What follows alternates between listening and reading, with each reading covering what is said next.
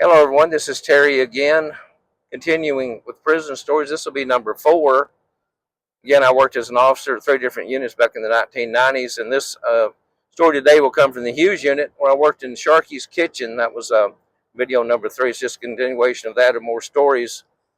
Uh, Working in a department like food service is different than working with officers in the building or any other ADSEG or anything else, because when you work in a department like that and inmates work for you, you have to be respectful. You have to treat them like they want to be treated, or at least with respect, or you're not going to get any work out of them. If you harass them or treat them badly or mess with them in whatever ways, you're not going to get any work out of them. They'll refuse to work, or they'll have problems where you end up having to write cases that aren't necessary if they just do their job and you do your job without any harassing and whatever else. So today, we'll talk about inmate behavior, how it changes. Back in the academy, we had one subject we talked about was about inmates' behavior. A test question was something like, is an inmate's behavior the same all the time, or does it change? Well, it's quite obvious it changes. It changes all the time. Anything can happen to a prisoner. He's locked up. He doesn't have a way to escape or do anything mentally, that he's got to deal with the stress and whatever of everyday life. So that's why officers who harass and mess with inmates, it's not a good thing, because they've got too much on their mind. They might have a bad letter from home, anything, a Dear John letter. They've got a child maybe is growing up without their father, or whatever it may be. And some inmates do have good intentions, while others are just in there to manipulate and whatever. They may have long time and they don't care, or they go through periods of that and their behavior will change, and they may become a good inmate later without any problems. But when you work in a department like the kitchen, like I said, you've got to treat them respectfully, or you won't get any work out of them. But then you also get messed with by the other departments because you're considered a weak officer. So and so, he works in the kitchen, he's weak, he's too friendly, a friendly officer. That's what they'll say about you, stuff like that. Well, it's very stressful working in a department like food service. You're managing probably on second shift around 80 inmates in there, between 4 security staff and maybe a supervisor, maybe 1 or 2 extra.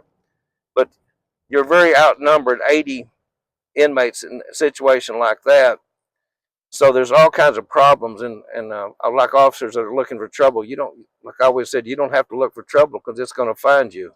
It's going to happen to you every shift if you're in a department like food service, because the inmates' behavior, like I said, it changes. They'll have a bad day, a bad this or a bad that. An inmate that one day may have a great attitude, maybe just a whole problem the whole shift. May something have happened that gives him a bad attitude, may end up getting locked up. You never know, whatever happens. But just things like that. In food service, you get to know inmates a little better than you should, let's say that, as far as being friendly and all that. So you know the inmates because you joke with them. You get work out of them, they get friendly, you joke with them, you do things that you probably shouldn't. But who in the hell does it matter now? You're talking 35 years ago, the stuff that I did, and it still goes on now. So what difference does it make? You take interesting inmates who have funny stories or whatever, and they want attention, they want to get friendly, and they tell you a story about themselves. One of them was named Hopewell. He was a white guy. He's probably 10 years older than me. I found him, that he's dead now. He's deceased. I found his Find a Grave, but he called himself the World Traveler. Now, I never knew why, but I thought, well, how could you be a world traveler when you've been locked up so much and so much of your life? Well, he was in the Navy, that's why. And I found that on Find a Grave. But Hopewell was always trying to hang out with me, and he was funny, because he'd tell this one story that didn't make any sense, but I don't even know where he got his facts at. But he come and told me that people from Tibet, the country of Tibet, called them Tibetans or something like that, said, he had these horn-rimmed glasses on, and he had these sincere eyes. He was really telling you to convince you these things. He said, over there in Tibet, those people over there, they don't eat any grease in their diet. They just eat rice. And when they take a shit, it's just little balls like a deer or rabbit. So, I mean, it's just funny, off-the-wall shit like that you hear from inmates. And he'd always make a cow sound. He'd cup his hands, he'd sound just like a damn cow in the chow hall, like, is just doing weird shit like that all the time in the chow hall. When the inmates would all be in there lined up, he'd start moving like a cow.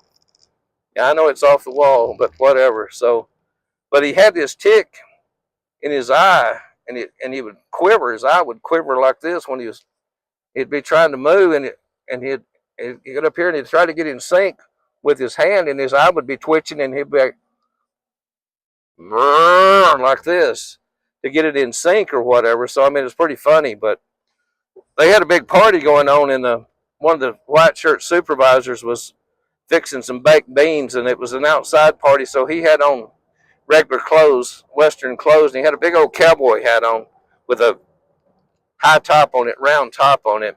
Well, this was back in the Bonanza days. We're talking about 1990s here, where that was still people were talking about Bonanza and Adam 12 and all that stuff on TV.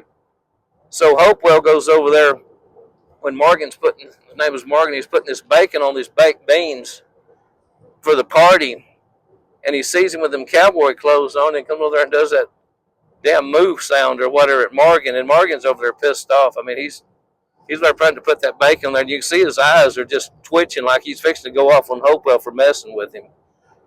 And then when he saw that he was pissed off, of course, Hopewell's going, Mr. Morgan, I didn't mean anything. I'm sorry, sir, whatever like that. But that's just one example of an inmate like we're talking about. You can go to another one, say a black inmate named Big Will. He's probably 6'3", 260. He's huge man. But he was probably a punk.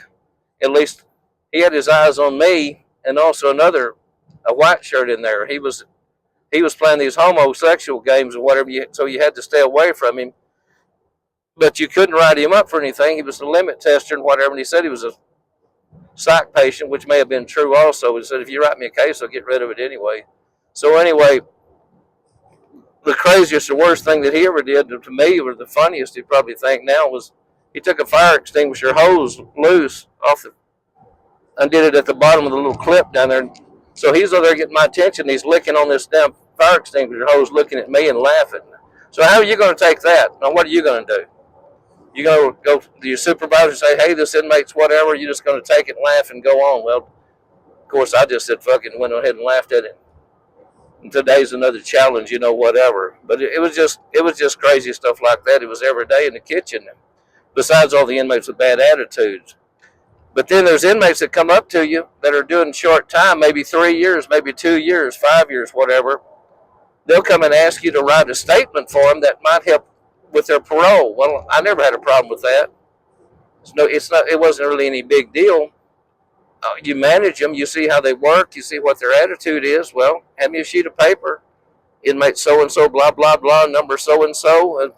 That's worked for me for the last year and a half in the kitchen at the Hughes unit. He's always had a great attitude, and he's a hard worker, and blah, blah, blah. He takes pride in his work, whatever. I didn't have a problem with that. So I wrote some of those, and then some of them I wouldn't, because of an inmate's attitude or whatever, had a bad experience with them. If they asked me, I wouldn't do it. But overall, I never have a problem with it. But you got to realize that in the kitchen and food service, you've got every class of inmate in there. They come right out of ad seg back in the old days to close custody and right into the kitchen, be their first job. So you had all kinds of bad attitudes and problems and whatever else.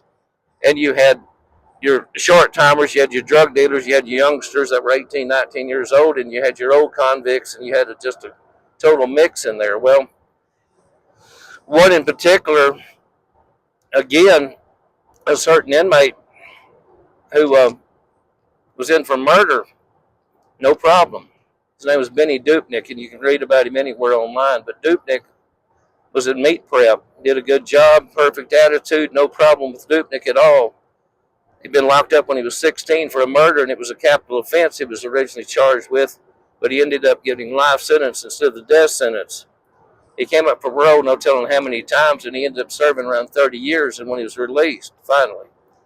Dupnick, like I said, was no problem. Meat prep, the inmates used to cut up with us, especially that old man that I mentioned in the first video, the old man that they put the bacon on his shoulder and playing games with him, whatever. Well, this time the two other meat prep guys set me up, or Dupnick actually set me up with this blue buggies that they used to put meat in like chicken to thaw it out. Blue buggy on wheels that hold so many hundred pieces of chicken or in boxes, whatever, to thaw out.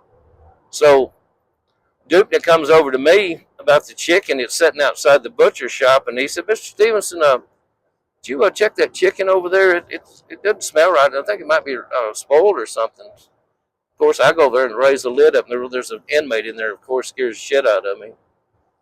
I didn't. I just barely flinched, and it didn't even show. So I was cool about it. I got away with it, but inside I was like some bitch, shaking or whatever. Say nothing. So anyway, that old man comes down there I was talking about. He's about 60 years old, and his cap's about sitting about like this. His shirt tail out, looking like a slob. Like I said, like I look nowadays or would in a uniform. It wouldn't fit anymore because of my body. So old man Hopper goes down there and do the same crap to him. Dupnick goes over to him and says, "Hey, Mr. Hopper, could you check this chicken? I think something's wrong with it."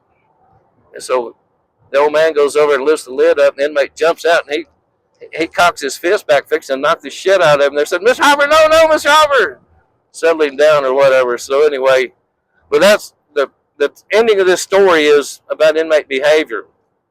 Benny Dupnick was a model inmate, in my opinion. No problems, disciplinary, perfect attitude, hard worker.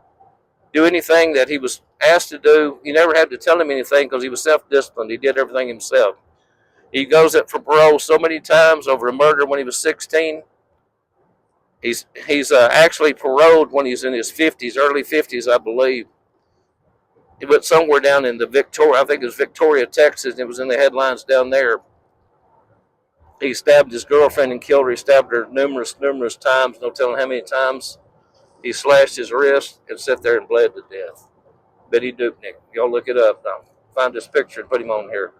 Thank y'all again for listening.